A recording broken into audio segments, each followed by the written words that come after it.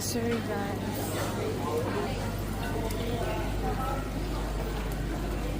Ayun.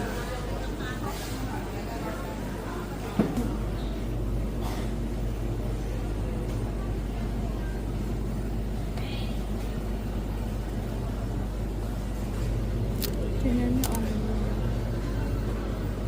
mura, oh. 39. Naman 63.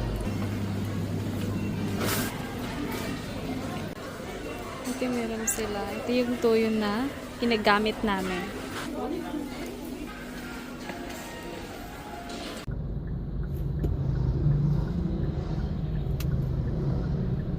Grabe, andito na ako sa bahay. Haggard. Ayan, kakarating ko lang. At ito na nga. Ito na yung mga pinamili ko. Ito yung isa.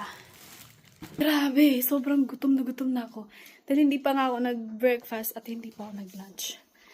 Mag-order muna ako ng foods.